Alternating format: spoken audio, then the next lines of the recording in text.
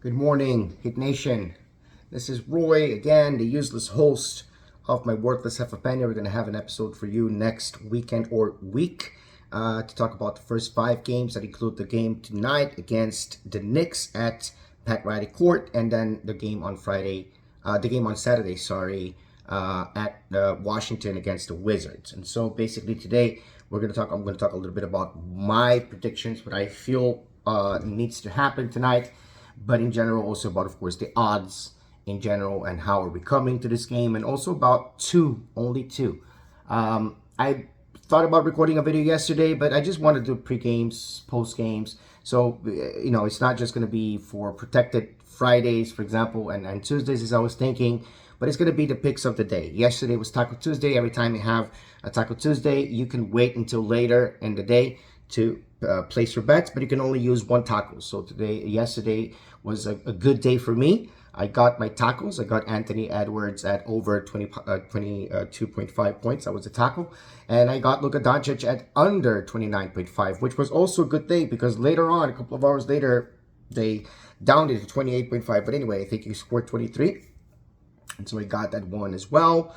I had a taco for hockey, which I don't even know the player. I have no idea, but the guy got exactly the amount of saves that we needed him to get in order to get that prop. And I don't remember who the other players were in that bet, to be very honest with you. I know that I had Ingram at over 18.5 points, and that has not yet hit.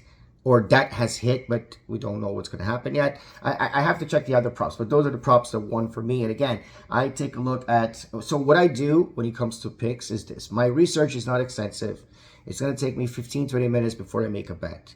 When I see that there is a bet, when I see there is a Taco Tuesday, I'm already ready to bet on an NBA player, right? And so what I do is this. I take a look at about 3 websites, but, of course, whichever it is that you like, is always going to give you a better analysis than me. I take a look at what I did last games.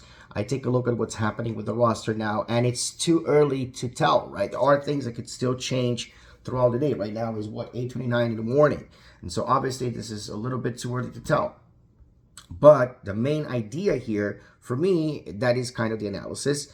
To take a look at what the experts say, take a look at what the last 3 matchups have been with the same opponent, and to take a look at overall performance in this stretch, right? The stretch right now that we have is very limited. It's only 3 games.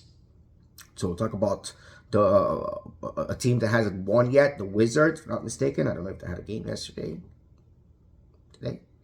But in any case, Jordan Poole, the prop right now on Prize Picks is 24.5, and he's projected to score about 21 points, so we would go under. Now, last game we got against Atlanta Hawks, it did score 26 points. So it's your decision. I think it's a trap, just like Doncic yesterday at 28.5 or 29.5 earlier. Over, that was what he wanted you to do. That was a trap. The analysis that I saw for Poole fits perfectly the narrative that that Atlanta game in which he scored 26 points is the outlier, right? It's not supposed to be getting as many points tonight. And for Harris, we would bet over. The prop right now is 13.5 points. If you go too much higher than that, if it goes to 14.5 points, you can still put higher. If it goes to 15.5 points, you could still put higher or over because it's projected to score 16, 17 points. Has not scored over 10 points this season. So that's something to take into consideration. But again, I think it's a trap. Everything is about the opponent. Everything is about the matchup. You can use my code. I'm going to put it in the description of the comments. We're going to put it in the description and the comment section. And of course, follow us on TikTok, TikTok8. There are more news to the channel, hopefully a different kind of way. So the bad news right now is that the Miami Heat is not your favorite. They're not the favorites. They're not going to come out against the Knicks, who was better at them offensively by a long shot last season. It was better than by one position. They were the Miami Heat with the 3rd best defensive team, more because of the first half of the season rather than the second one. but they were the third best defensive team. The Knicks were the second best defensive team. The odds are all in favor of the Knicks. The good news is that the spread is not a big one, meaning you can bet against the Knicks. They are your favorite. You're gonna get less money than even usual. You can bet against Miami. You're gonna get more money than if the Wizards win, but you're not gonna get as much money as you would in a normal favorite, not favorite situation. The numbers against one another right now are not what matters. What matters is this: the Miami Heat had a game in Orlando in which neither Jimmy nor Bam showed up. Terry Rozier has been the top scorer because he did. Otherwise, if Butler did his just minimum, he would be the top scorer still of the team. And that's not a problem. We don't have a problem with Butler being the top scorer. We have a problem before because we didn't have other offensive players that could put those, close to 20 plus up almost reliably, let's say, every night. But they are playing against a great defense.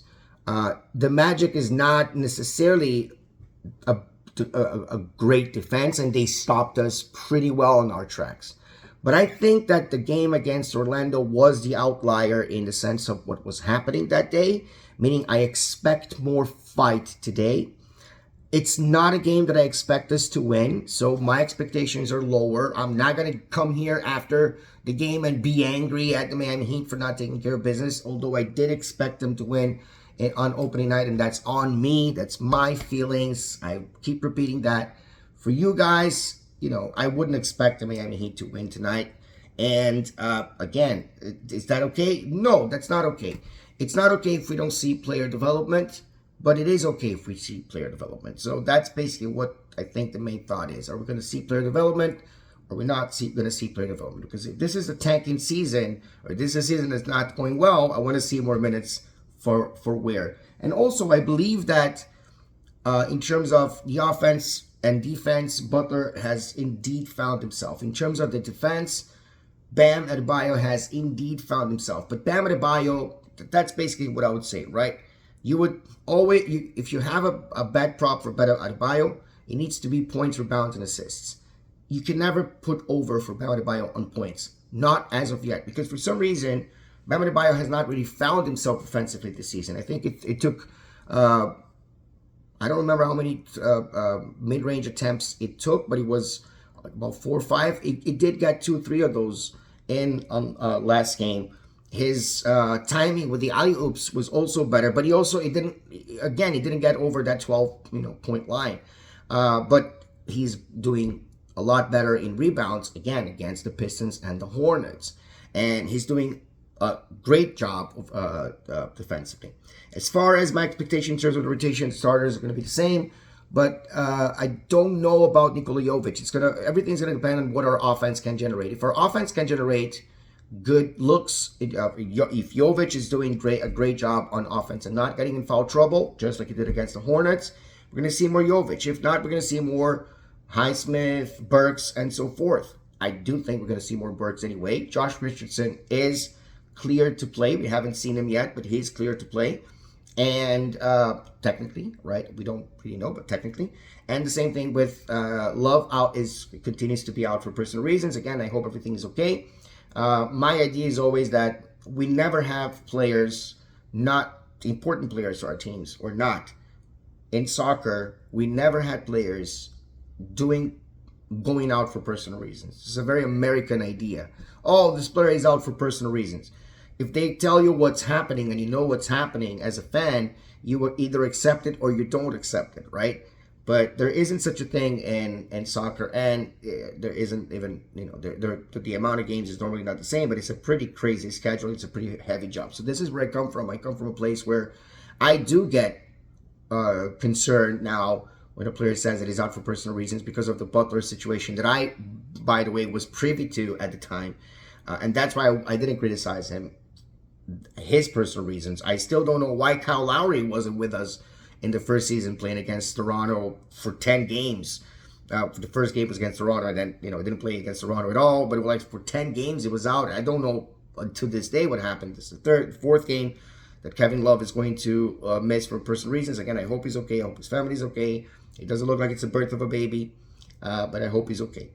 In any case, my expectation is that this is a game to lose, as I say, but I really want us to fight, and I hope that we can win, because if we win tonight, even though, again, it's not the solution, and if we lose, it's not the end of the world, and it's also expected, right? Even though those 2 points can exist concomitantly, it's still the beginning of the season. It's still too early. This team is obviously still finding its pieces and still finding how the pieces fit together. So I am optimistic, because I think that being a fan, in a way, is one of two things. You are secretly optimistic but always pessimistic on the outside because you don't want to get hurt.